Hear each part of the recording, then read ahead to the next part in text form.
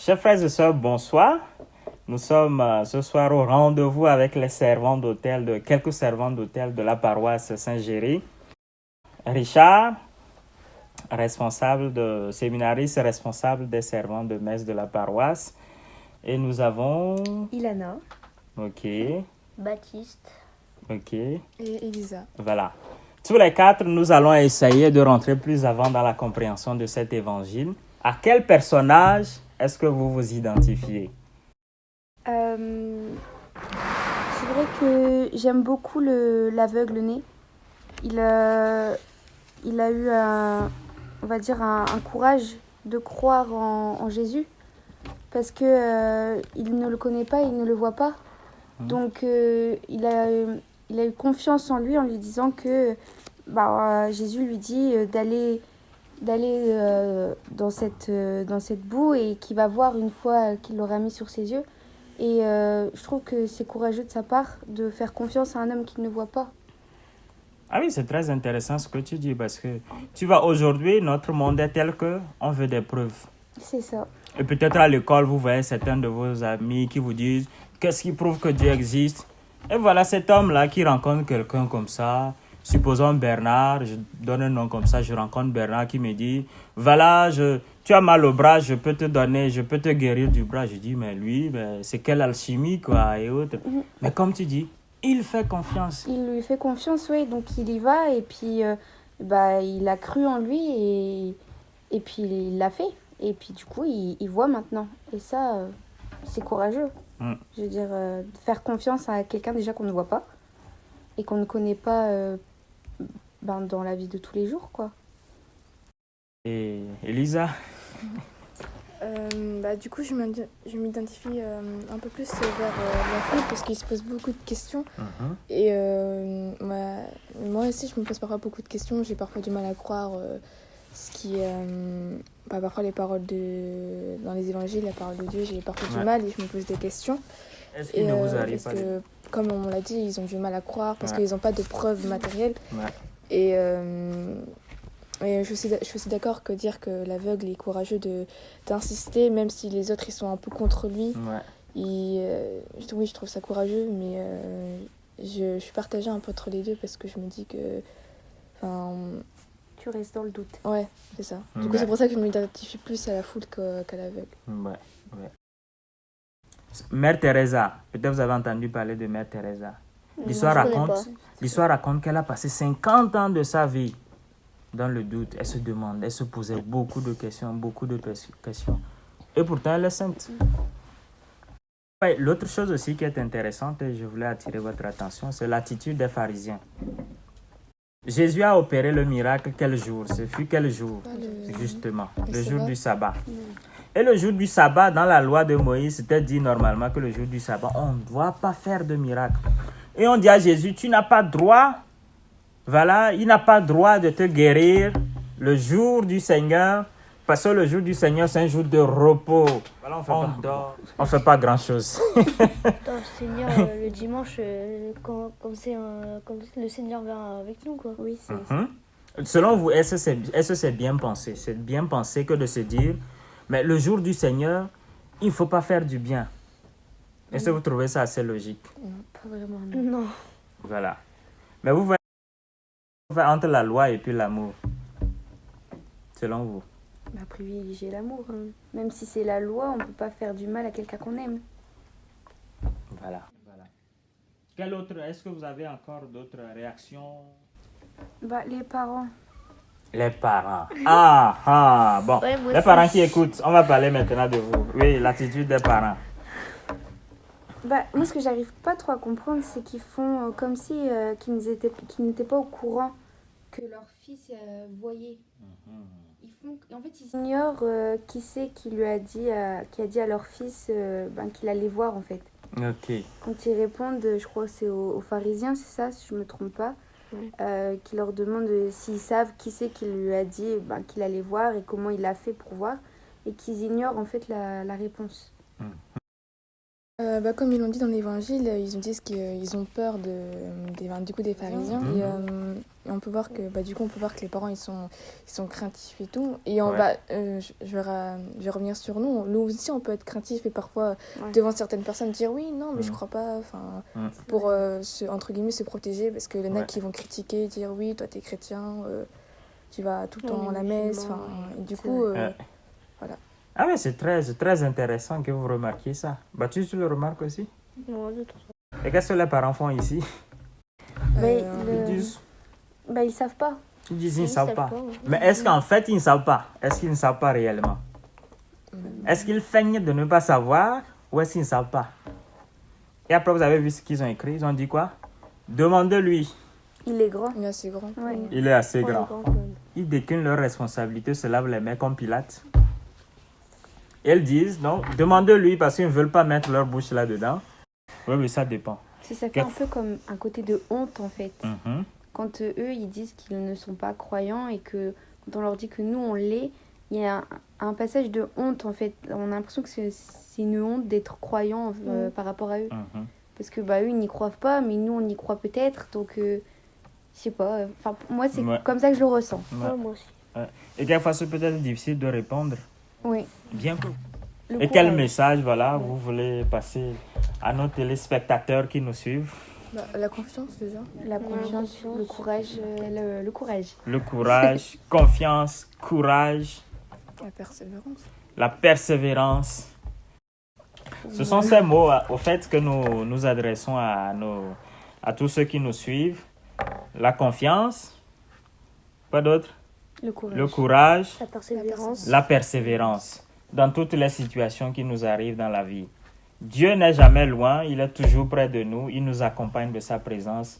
La confiance, la persévérance, le courage, nous mènerons jusqu'au bout. Voilà. Merci beaucoup. Et merci à vous d'avoir bien répondu à ces questions qui nous éclairent, qui éclairent nos lanternes et qui nous permettent de méditer davantage. Merci.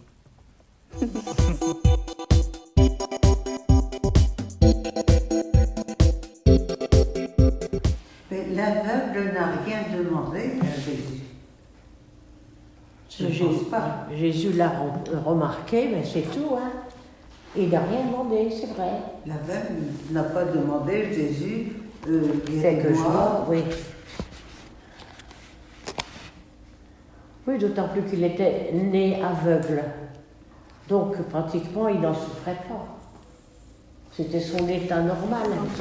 Il devait quand même en souffrir d'une certaine façon. Ah ben oui, mais enfin, disons que... Voilà, oui. Mais c'est peut-être plus facile à un aveugle-né de vivre plutôt qu'une personne qui devient aveugle. Oui, certainement. Parce qu'on disait que oui, ceux qui étaient malades, c'était parce qu'il avait ou péché ou sa famille avait péché. Et c'était une mentalité ainsi, quoi. Mais on comprend tout de suite dans cet évangile que cet homme aveugle représente tous nos péchés. À la limite, oui. Mais nos péchés, disons que on ne les connaît pas vraiment. On pêche par omission, par... Moi, je trouve que Jésus, il a agi envers lui avec délicatesse, puisque c'est lui qui a fait le premier pas pour... et puis la réponse par rapport aux personnes qui étaient aux alentours, qui disaient est-ce que c'est lui qui a péché ou pas, Jésus ne s'est pas posé la question. Il a vu qu'il était aveugle, il s'est approché de lui. C'est vraiment une délicatesse, une charité qui... pour ne pas le traumatiser, cet aveugle, c'est lui qui a fait le premier pas, sans attendre que l'aveugle lui demande de s'approcher de lui. Ni lui ni ses parents n'ont péché, voilà, donc c'est clair. Ouais. Mais c'était pour que les œuvres de Dieu se manifestent en lui. Mais c'est un peu dur, ça.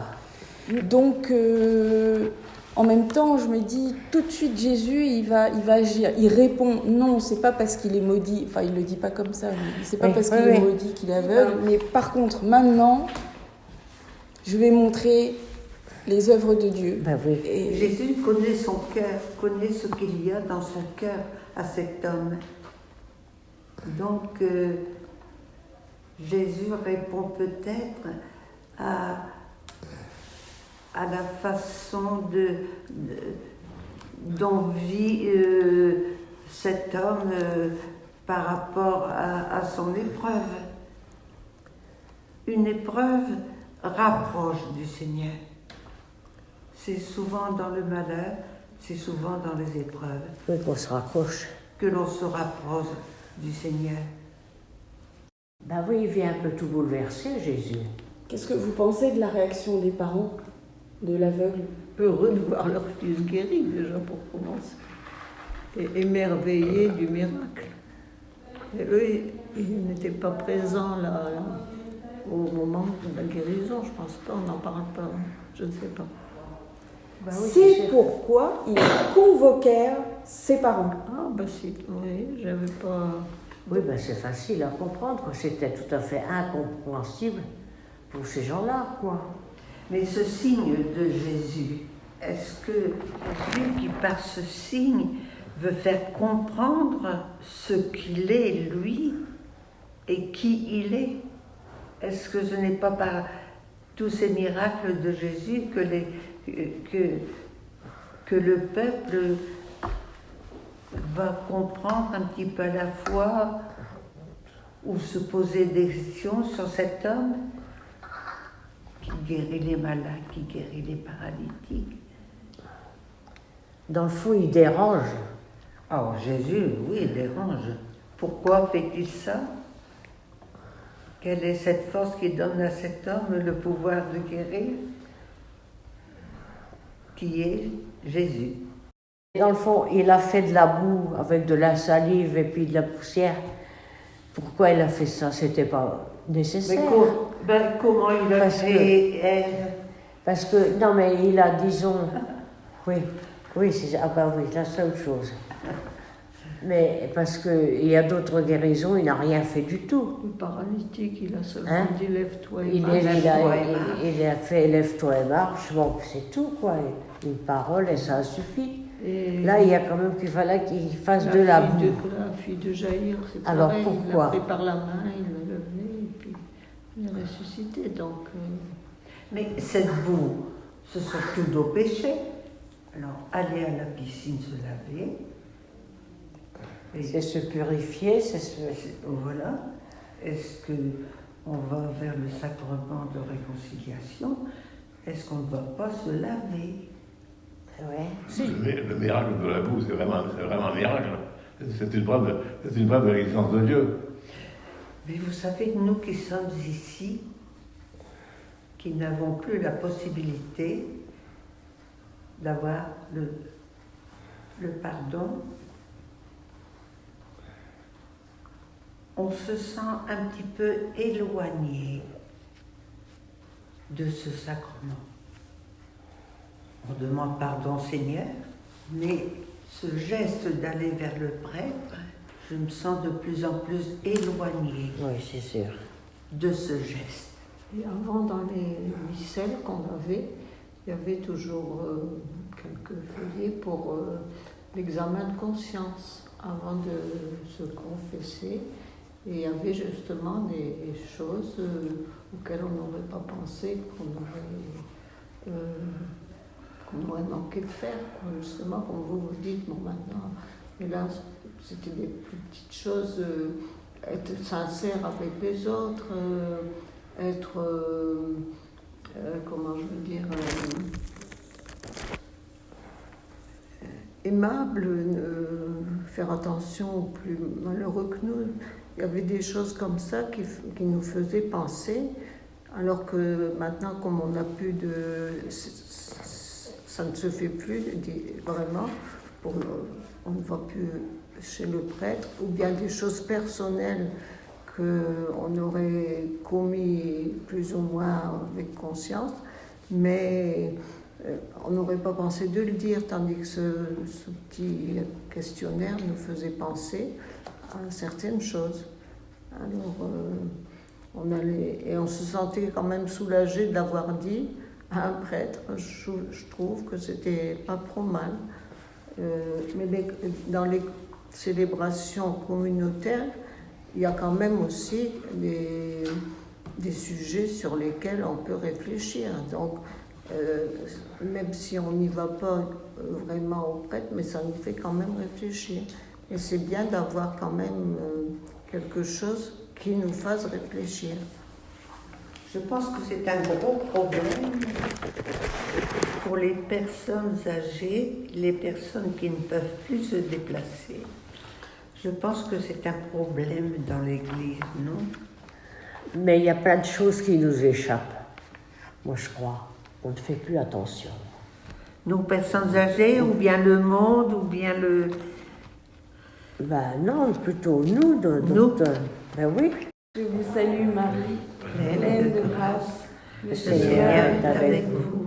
Vous êtes bénie entre toutes les femmes, et Jésus, le fruit de vos entrailles, est béni. Sainte Marie, Mère de Dieu, priez pour nous pauvres pécheurs, maintenant et à l'heure de notre mort. Amen.